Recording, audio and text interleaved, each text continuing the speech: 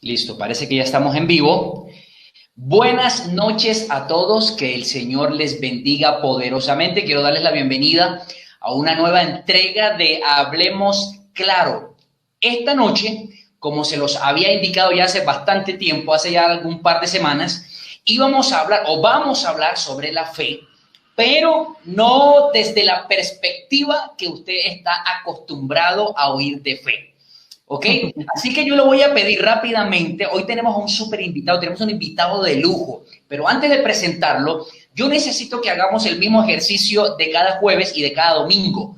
Tome el link y compártalo rápidamente, compártalo con toda esa gente. Mire, es necesario que seamos iluminados por la verdad de las Sagradas Escrituras. Así que si usted ama a algunas personas, envíele el link para que el Señor en esta noche abra sus ojos con respecto a la fe. Hay muchos mitos. Yo sé que ustedes saben que siempre ya lo he dicho, muchos piensan que cuando uno estudia la Escritura pierde la fe. De eso vamos a hablar hoy también, porque ustedes saben que yo a veces suelo hacer algunas declaraciones un poco polémicas para el religioso antiestudio. Sí, entonces, bueno, por allí ya se conectan Nelcy Guzmán Barraza, por allí tengo a Catalina Bonilla en la ciudad de Bogotá, tengo a Nelcy en Barranquilla, tengo a Alejandra en Barranquilla, tengo a María Eugenia en Barranquilla, a ver, por allí se conecta Andrés David también. Listo, mire, rápidamente, yo sé que nos ven desde, inclusive nos han reportado sintonía desde Argentina, así que le voy a pedir que rápidamente comparta el link. Le voy a dar, mire, le estoy dando tiempo. Marianela Zapata, eso es en departamento de Caldas. Bendiciones y saludos a todo el departamento de Caldas. Espero que te mejores, Nela. Sé que estuviste un poco quebrantada de salud. Estás un poco quebrantada. Por ahí se conecta Kelito González. Mire, rápidamente, tome el link de la transmisión y póngalo en su muro. Si tienen personas allí, contactos, envíeselo por WhatsApp para que las personas se conecten y aprendamos un poquito sobre fe. Bueno, ¿a quién tenemos hoy de invitado en el programa? Hablemos claro hoy, hablemos claro sobre la fe, mitos y verdades sobre la fe.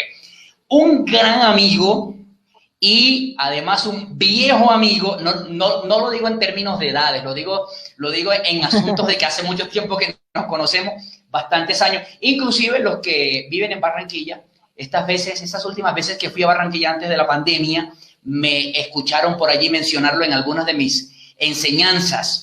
Entonces, he compartido alguna información de él en redes sociales, algunos pensamientos.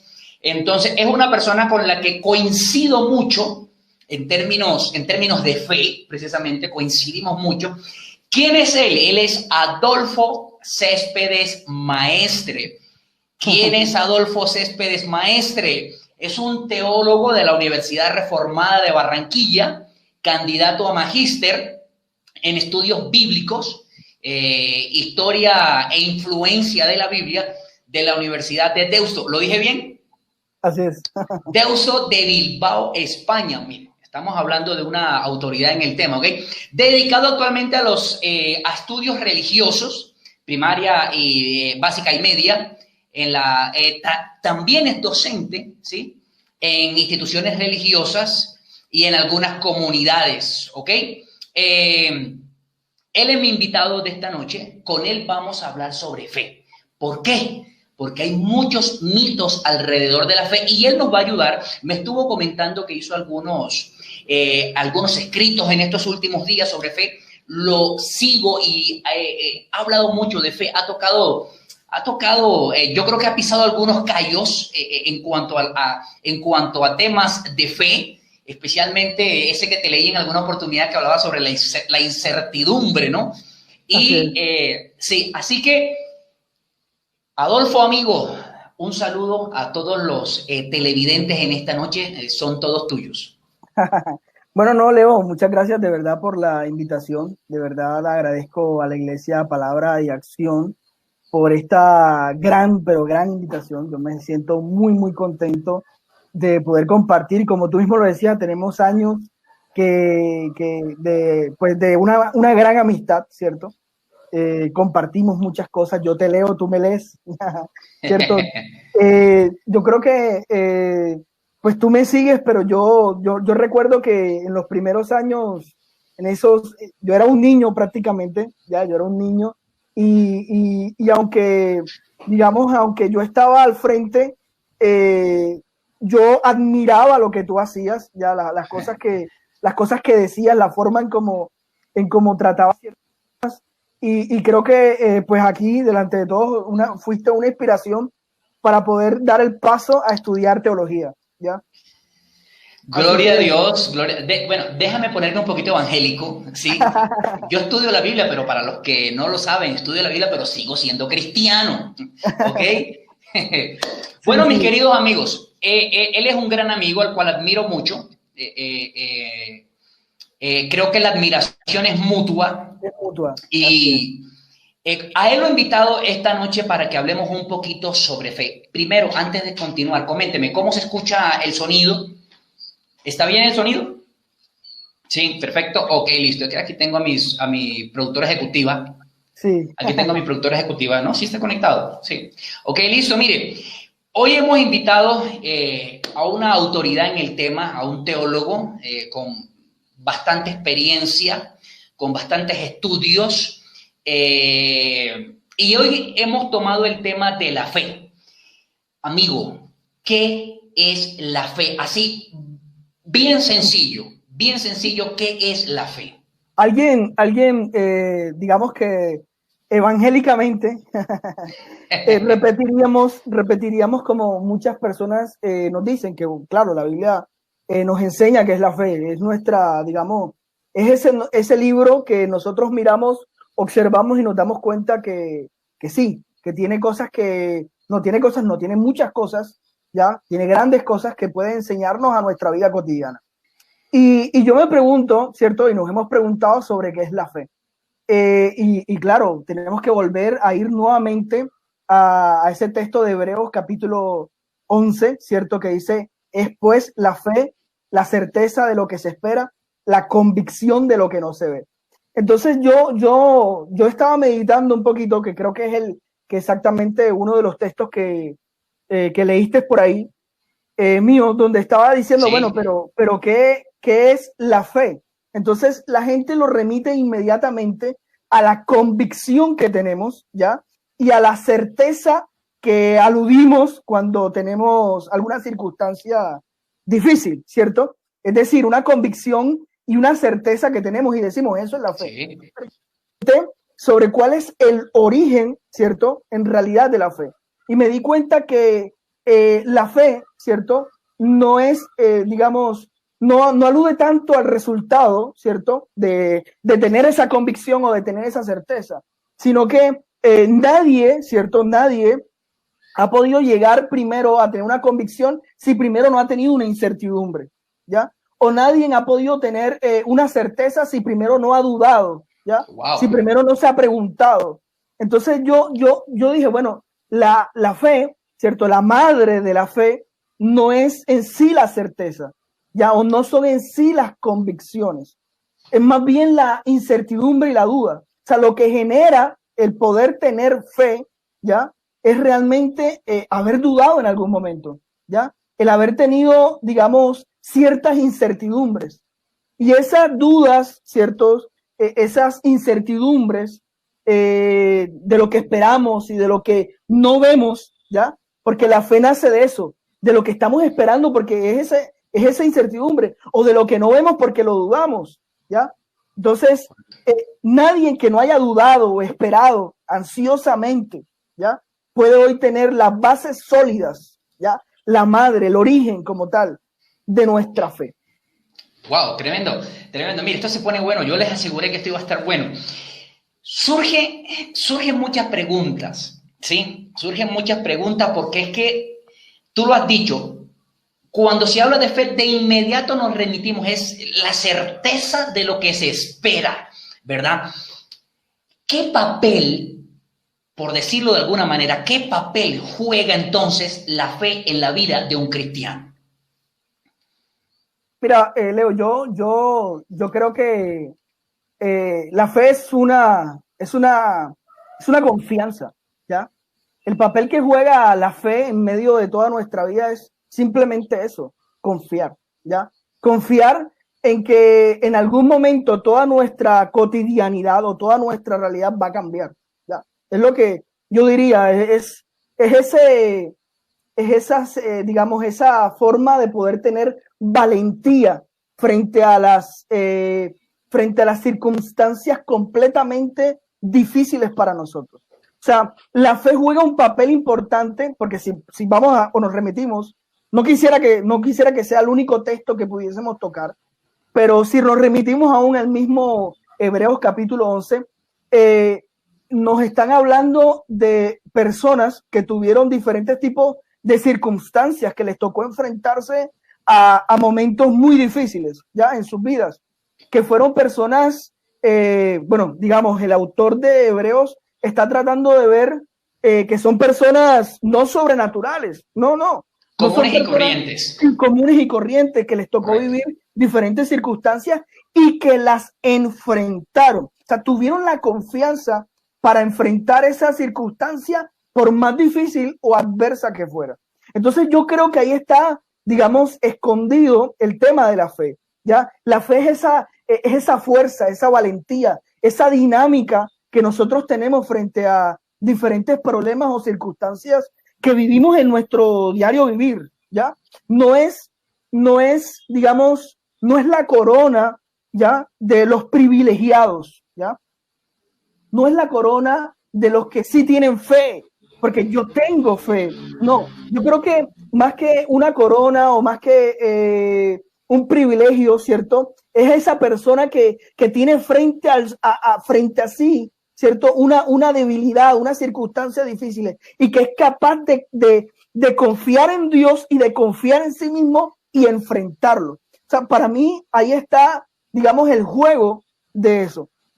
De hecho, Leo, mira, yo, como te dije antes de hacer este vivo, estoy escribiendo algo exactamente sobre la fe. Yo vengo haciendo un pequeño, digamos, una pequeña serie que he titulado La Iglesia que no ama, así, ¿ya? La Iglesia que no ama. Y he tomado la primera carta de Corintios, ¿cierto? De Pablo, cuando habla del amor, y tú dirás, bueno, ¿qué tiene que ver el amor con la fe? Y tomo ese texto, ¿cierto? Y comencé a hacer La Iglesia que no ama, que no ama es lo otro. Bueno, hablando de yo hace lenguas humanas angélicas y no tengo amor, vengo a ser como metal que resuena o címbalo que retiñe, y si tuviese profecía y entendiese todos los misterios y toda ciencia. Pero hay una parte de ese capítulo entre dos, ¿cierto? Capítulo 2 o 3, que dice, y si tuviese toda la fe, ¿ya? Y eso es lo que, cuando yo llegué a ese texto, ¿cierto? A esta parte, ya llevo 2 textos hablando, yo me di cuenta de algo muy interesante. ¿Por qué es que Pablo habla de esta forma? Hay algo que está tratando de decir Pablo aquí. Dice, y si yo tuviese toda la fe, ¿qué significa para Pablo tener toda la fe? ¿Ya? ¿Será que este Pablo es el mismo, digamos, del autor de Hebreos que habla acerca de, bueno, de la fe es, ¿cierto? Lo que acabo de mencionar, el capítulo 11, versículo 1, porque él dice que si tuviese toda la fe, de tal manera que trasladase todos los montes y no tengo amor, nada soy.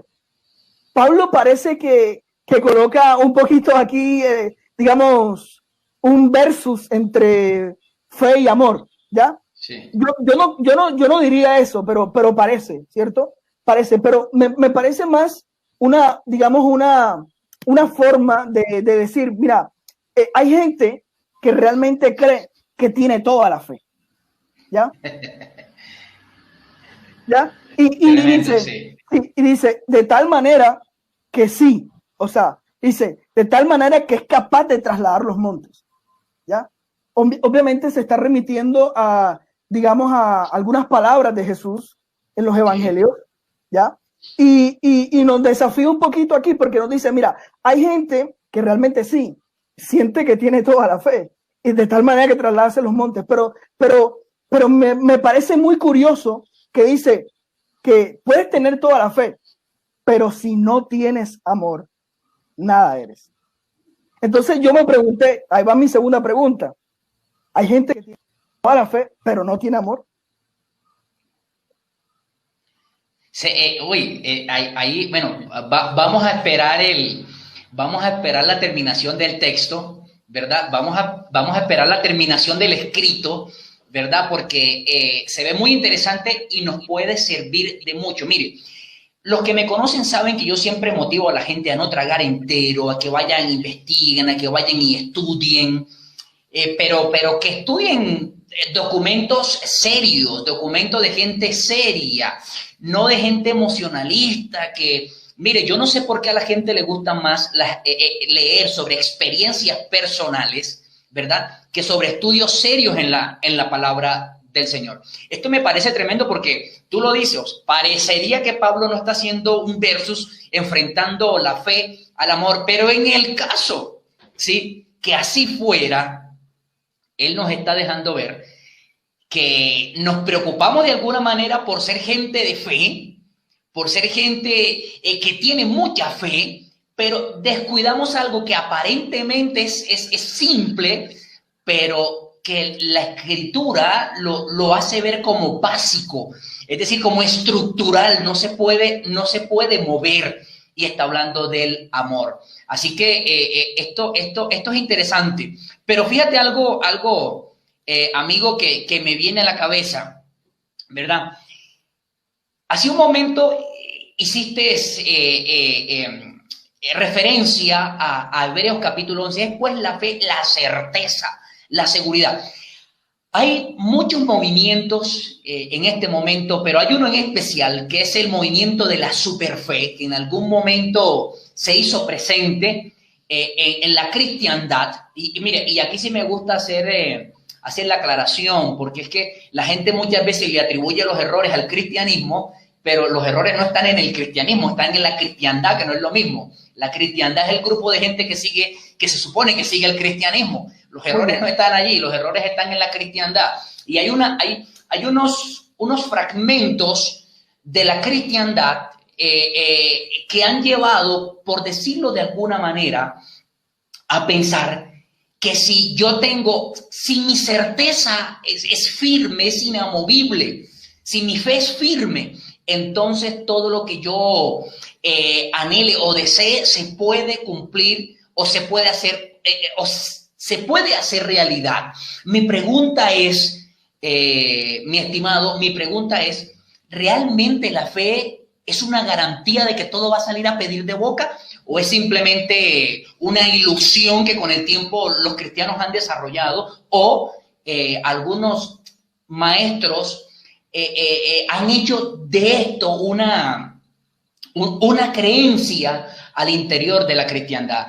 ¿Tú qué piensas al respecto? ¿Sí esa certeza firme es una garantía de que todo va a salir como yo quiero?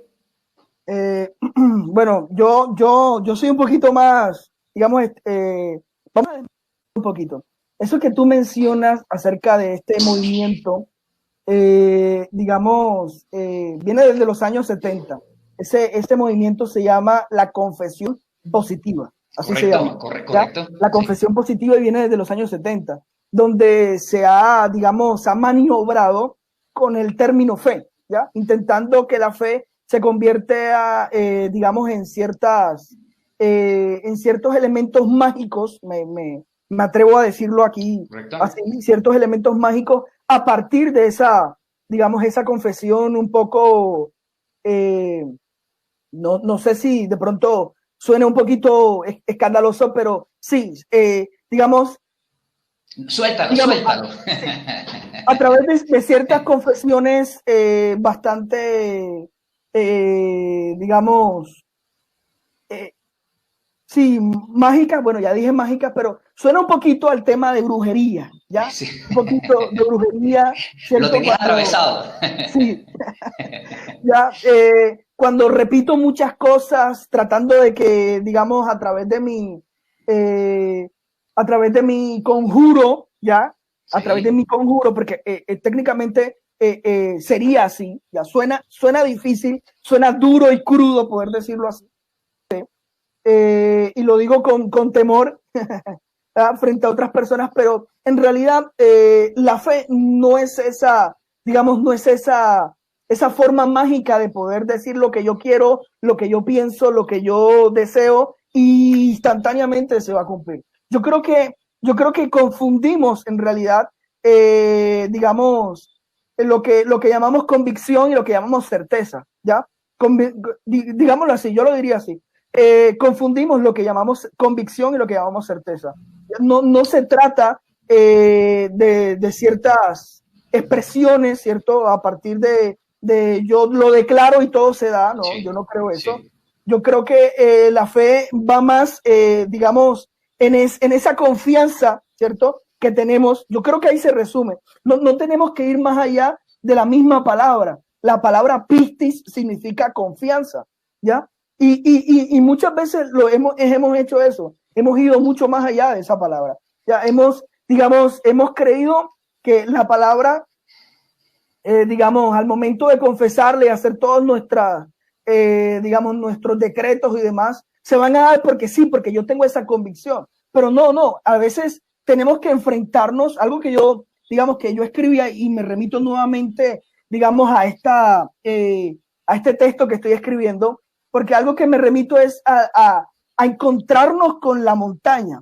Ya, yo me preguntaba, ¿es verdad que la fe es para eso, para mover objetos inanimados? O sea, yo me preguntaba si ese de verdad sería el objetivo de la fe. O sea, ¿cuál es el objetivo de la fe? Mover objetos inanimados. Entonces ahí es cuando yo quiero permitirme leer un poco de lo que estoy escribiendo. Ojalá me permitas para que la gente de pronto entienda lo que estoy tratando de decir. De verdad, necesitamos de una gran fe para mover objetos inanimados. ¿Por qué sería ese el objetivo de la fe? Entonces yo dije, al releer el texto, nos damos cuenta que acude a la metáfora de la montaña, ¿cierto? Para entender la imposibilidad que tenemos frente nuestro. A la vez que utiliza esa hipérbole, ¿cierto? Para darle mucho más sentido al significado de la fe. El autor sabía de antemano que era imposible mover una montaña, ¿ya? O sea, el autor lo sabía de antemano. Solo quería especificar que la fe trata de lograr lo increíble, ¿ya? Wow. Esa convicción que nosotros tenemos, el poder de la fe, ¿cierto? Está a partir de lograr lo increíble. Entonces la fe es eso, una confianza, digamos, sin medidas, que se da en medio de nuestras imposibilidades. Tenemos frente a nuestro la montaña. Ya, es imposible moverla, técnicamente es imposible, ¿ya? Es enfrentarnos, fe es enfrentarnos a esa montaña y saber que aunque es imposible moverla, ¿cierto? Ella está ahí está al frente nuestro y nos damos cuenta de esa realidad, nuestra realidad, la montaña. Pero aún así tenemos la confianza que en algún momento, ¿cierto? En alguna circunstancia de nuestra vida, esa montaña se va a mover. ¿Cómo lo vamos a hacer? No sé, ¿ya? No hay una regla mágica, no hay una confesión mágica, ya no hay un conjuro específico para poder mover la montaña. Es simplemente, Jesús nos decía, tener fe, ¿ya? Hay que tener fe, exacto. Wow. Me llama mucho la atención lo que acabas de decir. Y bueno, de alguna manera habíamos dicho que este movimiento de superfe de alguna manera le atribuye a la fe un poder mágico, es decir, mueven a la gente a tener fe en la fe, ¿sí? Como las veces que he escuchado a algunos decir, la oración tiene poder, ¿verdad? Yo siempre les digo, la oración no tiene poder, quien tiene poder es Dios, ¿sí? Entonces, me pregunto, he estado en algunos escenarios, he sido testigo ocular, no me lo han contado, he sido testigo ocular, he estado en algunas conferencias donde algunos expositores, algunos predicadores, hacen referencia a un tal espíritu de Grecia. Cuando hacen referencia al espíritu de Grecia, ellos tratan de decir que razonar las cosas tiene que ver con este espíritu de Grecia. Sí, entonces te invitan a no razonar las cosas porque el que tiene fe no razona. ¿Sí? El que tiene fe no puede razonar. Tú acabas de decir algo interesante y es, yo debo tener la certeza y la confianza. ¿Cómo se va a mover la montaña? Ese no es asunto mío, ¿sí? Mi asunto es confiar en Dios. La forma en cómo se va a mover la montaña podría decirse de alguna manera, es un asunto de Dios, de cómo Dios lo va a hacer, ya no es mi asunto. Mi asunto simplemente es confiar. Me gusta mucho la palabra confiar, ¿verdad? Confiar. Pregunta importante que surge aquí. ¿Realmente la fe y la razón son enemigas como se ha enseñado por muchos años?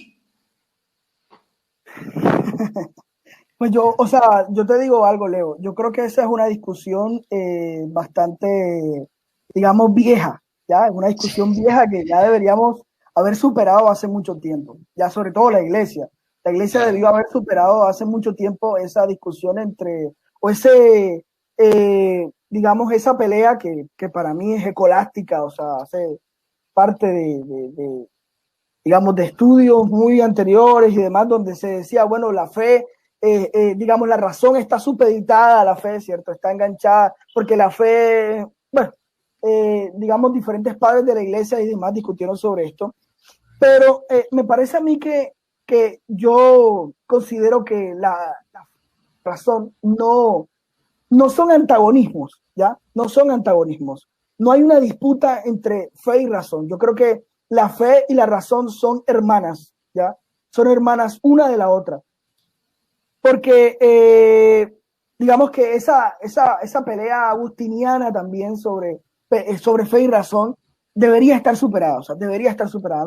Sí. No creo que todavía la fe y la razón deban convertirse. Es curioso lo que tú dices sobre este espíritu de Grecia, ¿ya? Que es primera vez o sea, es No, primera vez que lo escucho, lo escuché, porque ya lo escuché en dos oportunidades, sí, sí. no, es increíble, no había escuchado sobre eso, me parece algo fuera, digamos, de foco, ¿cierto? Es una forma de manipular, yo lo tengo que llamar Sí, como tal, es una claro. forma de manipular Estamos de a, acuerdo. a la gente, a la feligresía, a la gente que va a la iglesia, con tal de que simplemente escuchen, ¿cierto? Lo que, digamos, lo que el pastor está diciendo, sin tener, digamos, una opción a poder dudar, a poder pensar, a poder investigar, a poder saber si hay algo más allá de lo que el pastor o en este caso el líder de la iglesia está diciendo. Y Wow.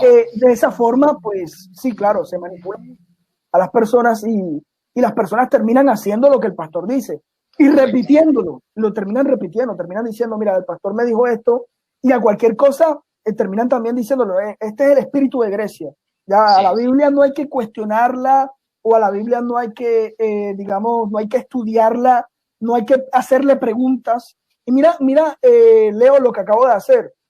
Por ejemplo, hace poco te acabo de decir, yo de todo esto, o sea, del escrito que estoy haciendo, fueron a partir de preguntas que uno le hace al texto bíblico y que son importantes hacerlas, ¿ya?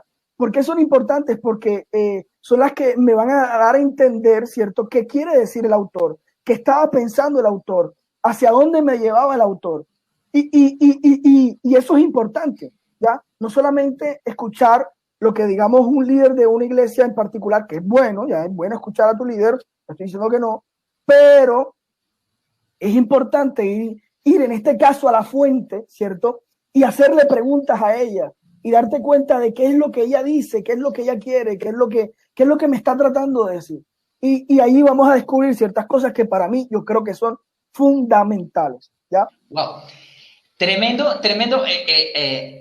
No puedo dejarlo pasar, no puedo dejarlo pasar porque fíjate que los que en este momento nos están viendo me escuchan todo el tiempo decir una frase que me robé del canal Investigation Discovery hace mucho tiempo, de un programa que más o menos como el eslogan decía, las preguntas resuelven los casos. Sí, las preguntas. Y los que me escuchan predicar domingo a domingo, semana a semana, saben que siempre les digo, hágale preguntas a la Biblia, que la Claro. Biblia se las va a responder.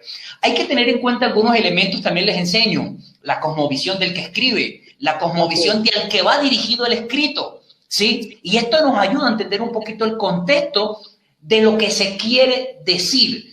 Porque también fui de los que escuchó en mucho tiempo, cuando algunos supieron que yo estudiaba teología, no hacían más que hacerme bullying, lo confieso hoy, no hacían otra cosa que hacerme bullying, ¿sí? Y cuando predicaban, siempre hacían referencia a la palabra teología. Mira, yo, los que me conocen saben que no tengo ningún tipo de complejo de inferioridad ni nada por el estilo, pero siempre que predicaban y mencionaban teología, yo decía, ya yo sé contra quién va esto, ¿verdad? Y escuché a alguien de pronto de forma muy insolente en alguna oportunidad decir, yo no sé qué se creen los teólogos, ellos, la teología dice que el estudio de Dios, como si se pudiera poner el cerebro de Dios en una mesa para estudiarlo. Y yo decía, Dios mío, definitivamente la ignorancia es atrevida, ¿sí? La ignorancia es insolente. ¿Por qué? Porque, ¿cómo puedo? Tú tienes que saber de esto mucho porque has escrito al respecto. ¿Cómo puede uno amar a un Dios al que no conoce? ¿Sí? ¿Qué otra forma, qué otro medio tengo yo para conocer al Dios que se supone que adoro, sino a través de la Escritura? Pregunta que no me van a perdonar que no te haga, ¿sí? ¿Realmente el estudio de la Biblia termina acabando con mi fe o me la termina puliendo? Bueno, ahí entramos a un tema bastante escabroso. Sí, sí. Bueno, yo, en mi caso, no sé, es posible que no sea el caso de todos. En mi caso, estudiar teología para mí fue difícil, digámoslo así. Fue difícil porque me di cuenta que, digamos que la iglesia a veces dice cosas ya y hace cosas que no son ni bíblicas ni teológicas. Dilo, repítelo. O sea, para mí fue difícil porque me di cuenta que la iglesia, ya estoy generalizando, hace y dice cosas que no son bíblicas ni son teológicas. Entonces fue un choque, ya porque digamos que yo era muy joven y darme cuenta de eso, escudriñar por mí mismo, ni siquiera porque, digamos, el profesor me dijo, el profesor me enseñó, no, fue darme cuenta entre realidad y la lectura de mi Biblia, ¿ya? Los estudios en particular. Entonces sí, yo sí viví, digámoslo así, no les pasa a todos, una cierta crisis de fe, ¿ya?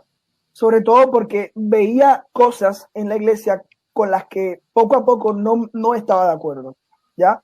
Entre esas lo que estaba hablando acerca de la confesión de fe, ¿ya? Y digamos que en ese momento tenía poca tolerancia, ¿ya? Frente a lo que la iglesia decía o pensaba. Y yo reaccioné, claro, también de forma muy inmadura, tengo que admitirlo, reaccioné muchas veces de forma muy inmadura frente a la iglesia. Y yo creo que hoy, digamos, hoy julio del 2020, yo no creo que, digamos, que la respuesta está en apologizar contra la iglesia. O sea, yo personalmente lo digo. Porque eso poco a poco a mí personalmente me fue dañando la iglesia, me fue dañando la fe, ¿ya? Sí. Pero no fue la teología, ¿ya? Que es lo curioso. Fue darme cuenta que la iglesia no era lo que decía ser, ¿ya? Obviamente no todas las iglesias, no todos los pastores, no toda la gente, ¿ya? Entonces, eso sí, poco a poco fue, digamos, dañando mi fe, la forma en como, digamos, en la forma en como yo confiaba, ¿cierto? Digamos, en la institución en la que estaba. Y eso poco a poco fue dañando mi fe. Y claro, a mí me tocó resurgir, digámoslo así, me tocó restaurarme, ¿ya? En ese estudio permanente de la escritura, en ese encuentro, ¿cierto? Personal, porque yo creo que la oración también es fundamental. O sea, no, como teólogo, hoy lo digo, no creo que un teólogo tenga que estar lejos de una oración, ¿ya? Yo no creo que el teólogo esté lejos de esa experiencia, ¿cierto? Con ese Dios, ¿ya? Con ese Dios que está en la Biblia. No creo que el teólogo esté lejos de eso. No debería estarlo, de hecho, ¿ya? Y fue ese encuentro, ¿cierto? Que poco a poco yo iba teniendo a partir digamos, de mirar teología y al mismo tiempo ver la realidad, y que poco a poco iba dañando mi confianza, más que en Dios, era mi confianza en la institución, ¿ya? La institución. Exacto, mi confianza en la institución. Entonces, a mí me tocó enfrentarme a eso, ¿ya? Enfrentarme a eso. y reconstruir mi fe, ¿ya? A partir, digamos, o repensarla, yo diría así, yo creo que más bien esa es la palabra. Yo comencé a repensar mi fe. Y créeme, Leo, esta forma de repensar mi fe me ayudó mucho, o sea, me ayudó mucho conmigo mismo, ¿ya? Conmigo mismo y con los demás. Me ayudó mucho en mis relaciones personales, en mis relaciones interpersonales, y me ayudó mucho en mi relación con Dios, en la forma en como yo comencé a ver a Dios, ¿ya? A ese Dios no que está lejos de la institución, no, sino que observa lo que la institución hace, ¿cierto? Y que muchas veces se aleja de ciertas instituciones que dicen, hacen cosas completamente contrarias a lo que la Biblia y a lo que yo considero que Dios es, ¿ya? Amor. Amor. Me gusta mucho y esa relación que desde un principio has hecho entre el amor y la fe. ¿Qué consejo le darías a la iglesia desde esa perspectiva? ¿Sí? De pronto hemos dejado, tú lo has dicho, hemos dejado un poco el amor a un lado. Es algo que casi no se habla. Siempre nuestros ojos han estado puestos en las obras extraordinarias, en las obras maravillosas, en las obras sobrenaturales que pudiera alcanzar con fe. Mucha gente admira al que se supone que tiene fe, porque hay gente que puede probar su fe a través de lo que posee, a través de lo que tiene, y te invitan a tú también puedes vivir de la misma manera si tuvieras el mismo nivel de fe que tengo yo, pero has venido haciendo una magnífica exposición allí sobre, como lo dice la Escritura, la preeminencia del amor sobre la fe. Háblanos un poco más al respecto. Bueno, mira, Leo, como te digo, estoy tratando de escribir este texto que me parece muy interesante, porque, pues como yo digo, no es que el amor, digamos, esté aplastando. No creo que esta sea la intención del texto, sino por eso me pregunté por qué Pablo decía de toda la fe. Entonces me di cuenta que la iglesia muchas veces es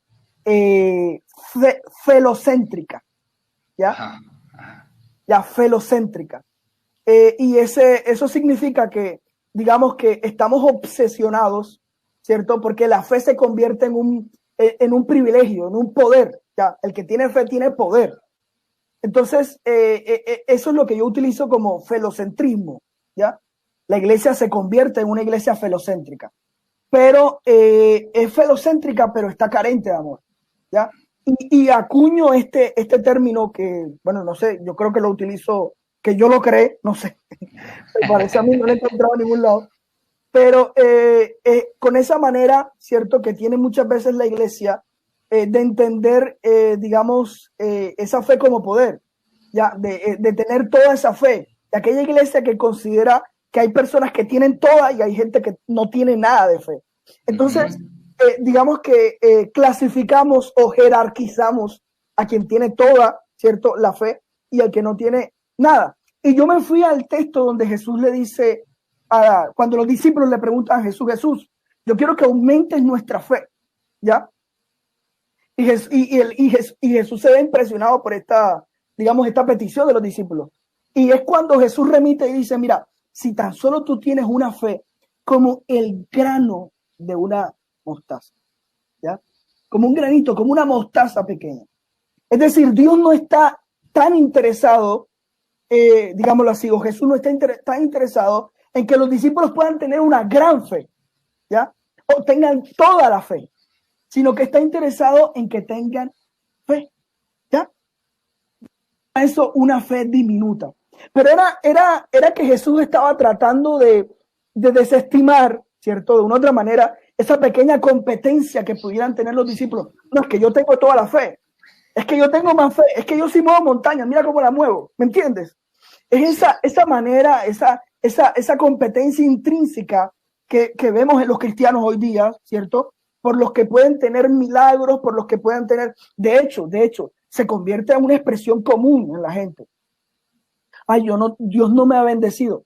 Eso es que te falta más fe. Sí, sí, de acuerdo. ¿Ya? Entonces se convierte, no, este fue bendecido por Dios, no, me compré una Toyota último modelo. Este hermano tiene una tremenda fe. ¿Ya? Sí, Esa competencia, Leo. correcto. Dicen, mira, es que acabo de tocar un punto importante porque es que algunos hablan de niveles. Yo en alguna oportunidad escribí algo al respecto donde decía que el asunto se ha convertido cual dibujos animados japoneses o chinos, ¿verdad? Donde han puesto unos niveles, pero es que, en serio, o sea, al mismo nivel que de pronto dicen tener fe para conseguir una cantidad de cosas, en esa misma medida, no quiero juzgar, pero en esa misma medida se ve la arrogancia de muchos cuando dicen tener ese nivel de fe, pero lo que tú acabas de mencionar, el amor parece ausente.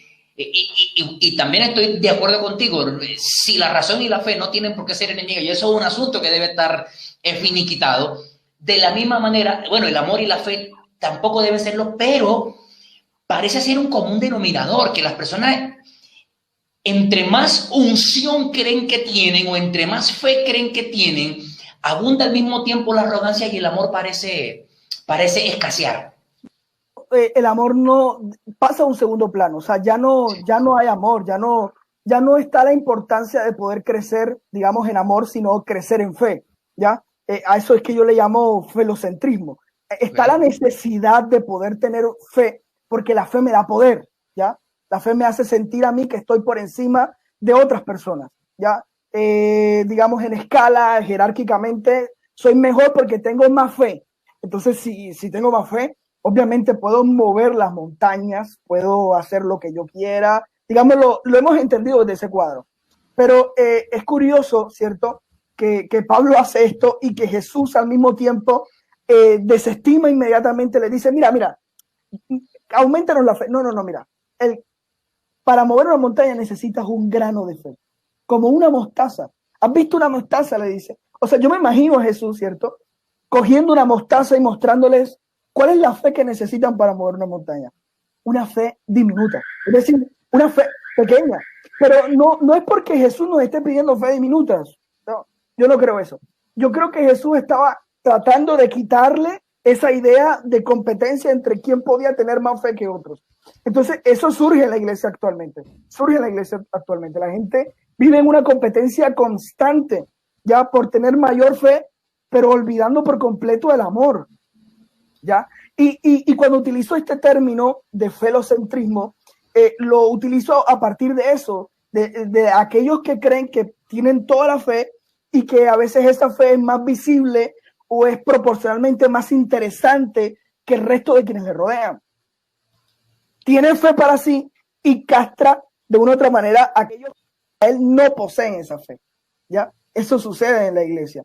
Entonces, Pablo en esta ocasión se refiere a personas que quieren hacer sentir a otros cristianos mal, ya cuando dice, puedes tener toda la fe, ya. Entonces Pablo, ¿a quién se refería Pablo aquí? A aquellos que estaban tratando de hacer sentir a otros cristianos mal por tener una fe poco sobresaliente, mientras estos tenían una fe que parecía tener, llamar la atención, una fe que sobresale, ya, y que es utilizada a veces para opacar el resto.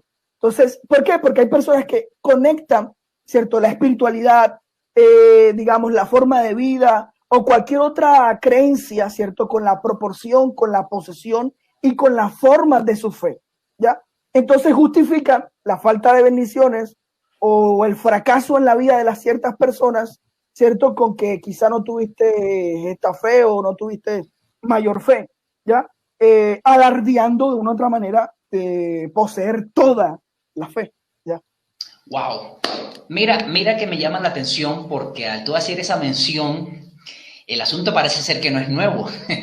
El asunto de darle mayor importancia a la fe por encima del amor, parece que no es un asunto nuevo. Ya Pablo se había enfrentado a una situación de este tipo. Me causa curiosidad porque fíjate que, bueno, no está en competencia el amor y la fe, pero haciendo mención a lo que acabas de decir, perdón, la Biblia enseña en En 1 Corintios capítulo 13, versículo 13 dice, ahora permanecen la fe, la esperanza y el amor. Estos tres, pero el mayor de ellos es el amor. El amor.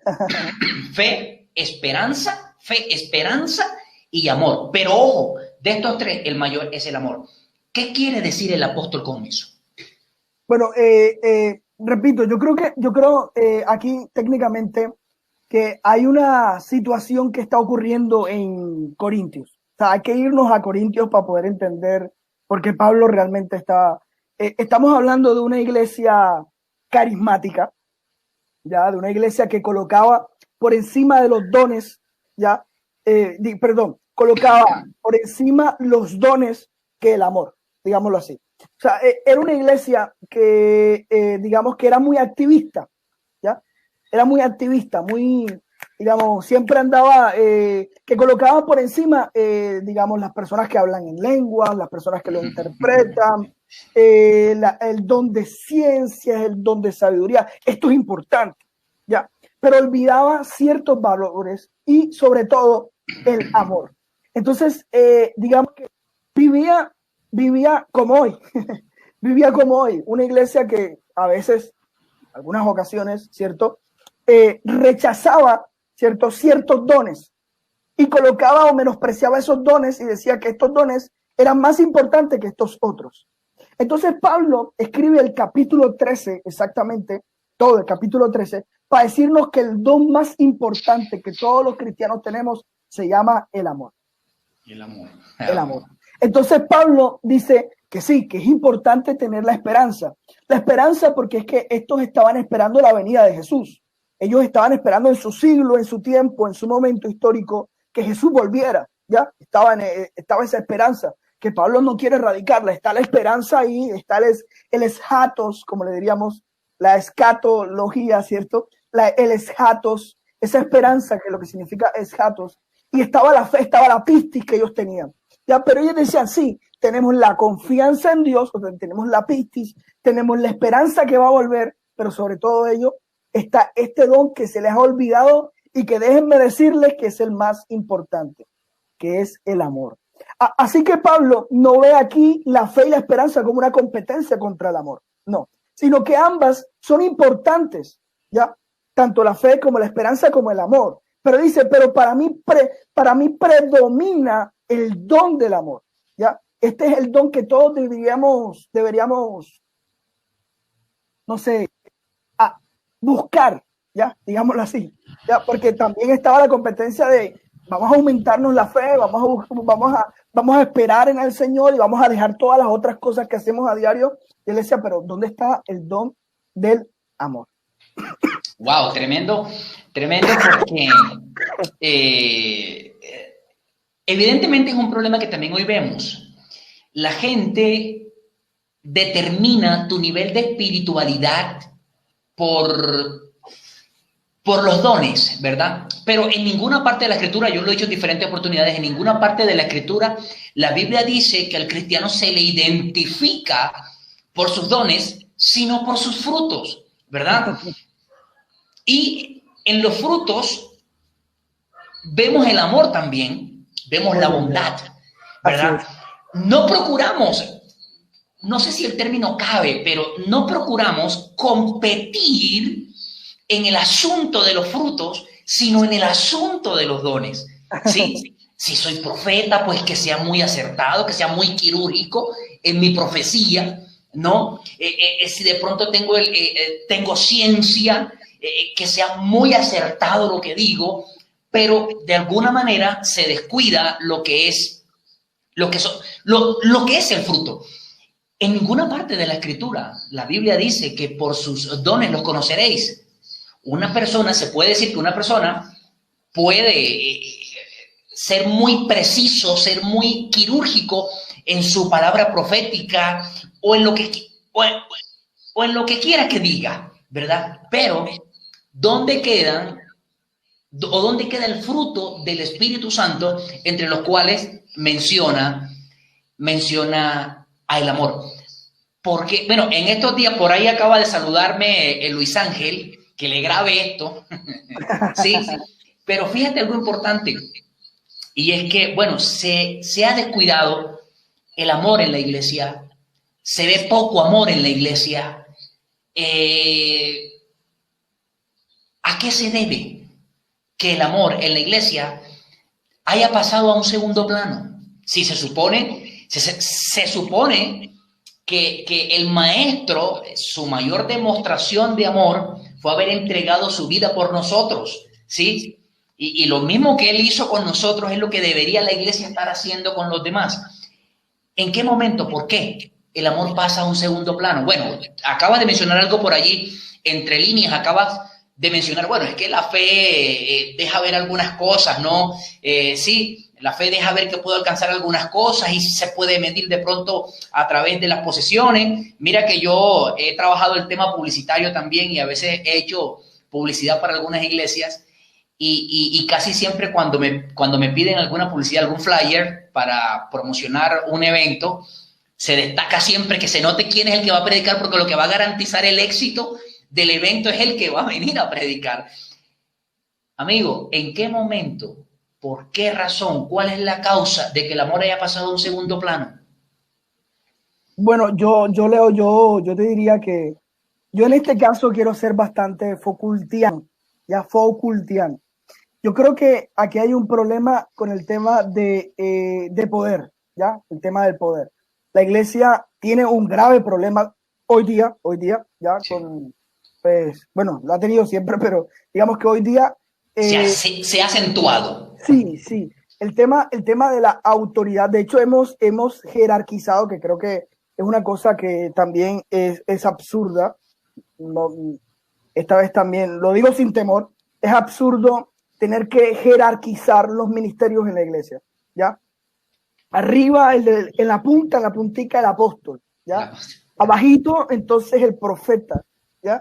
Entonces, por allá, el pastor, ¿ya?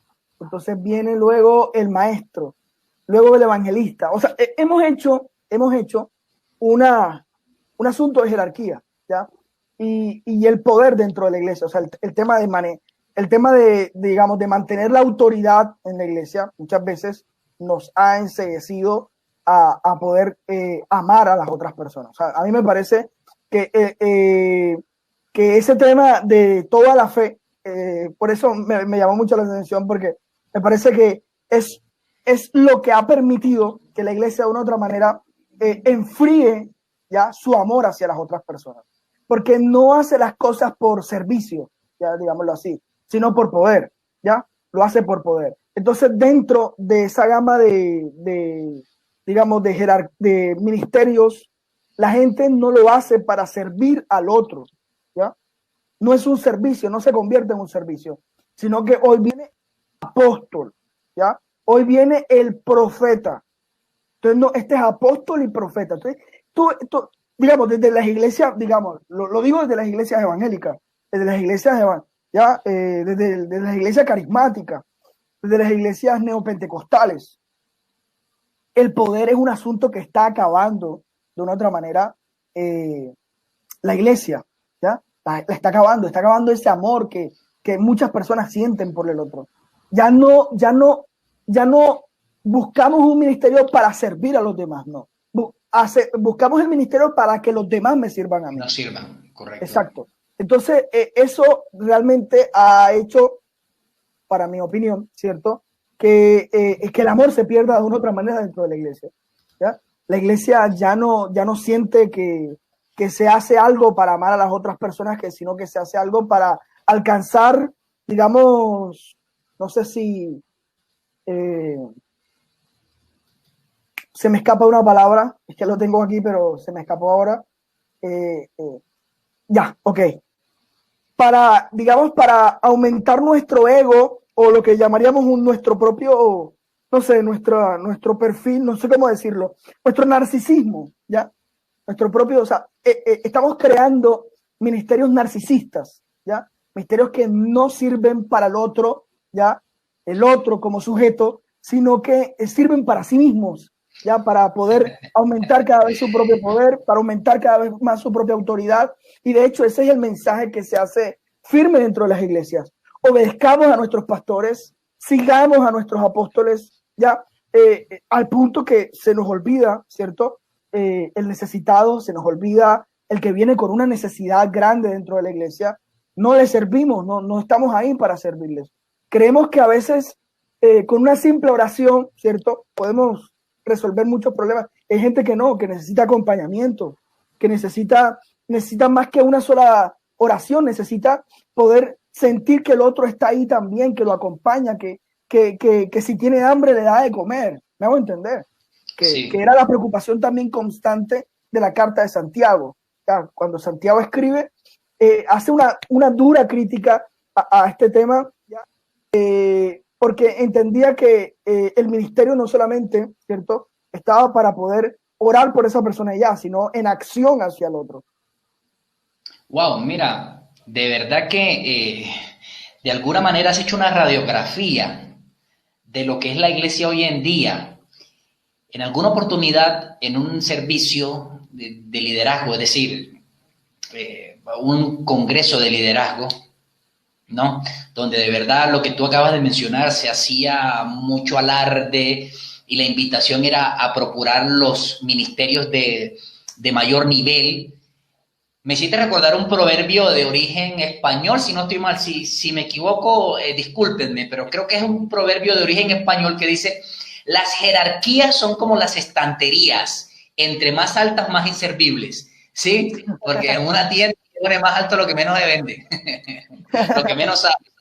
Pero fíjate que escuché a alguien soltar principios, porque ellos enseñan muchos principios de bendición, ¿verdad? Pero iglesia, eso no está en la Biblia, pero el apóstol lo dijo, y si lo dijo hay que creerlo, ¿sí? Y por eso yo digo siempre que la Biblia se enfrenta al apóstol, pierde la Biblia, siempre que la Biblia se enfrenta al concilio, pierde la Biblia, porque, bueno, no lo dice la Biblia, pero lo dice el concilio, hay que creerlo, ¿no? El poder. Entonces, el poder. Sí, el poder.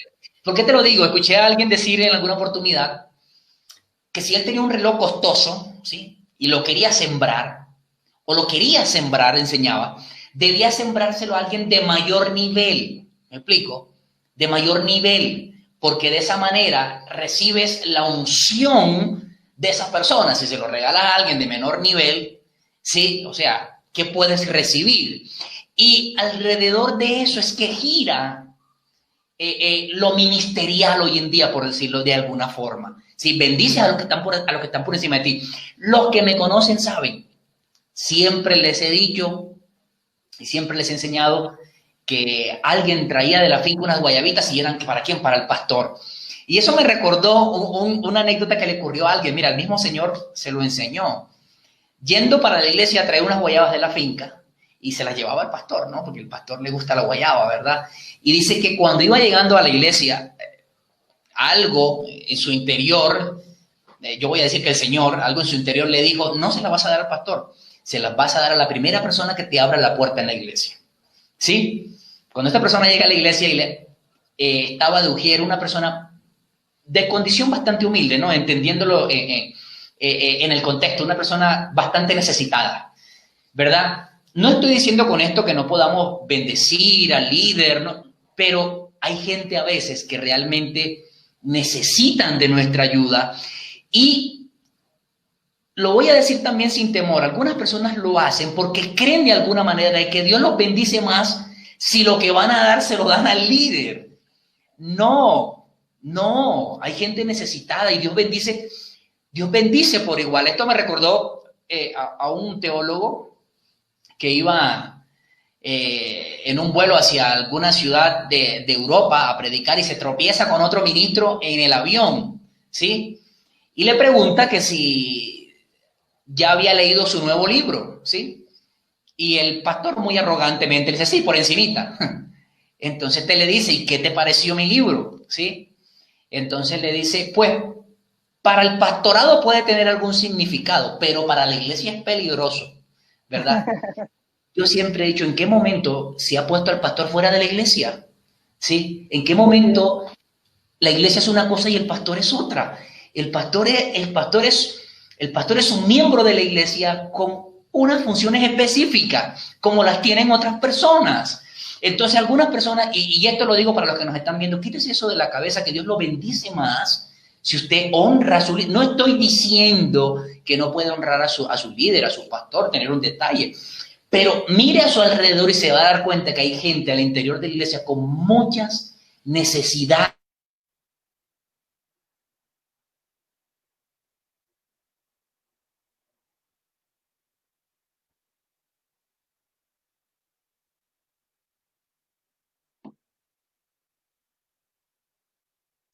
Bueno, parece que él se fue, no sé. Vamos a esperar a ver si se vuelve a conectar.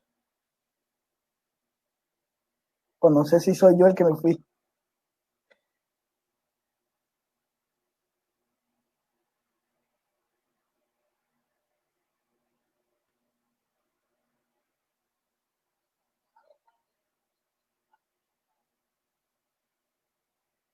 Sí, creo que el hermano, pues en la pantalla se congeló.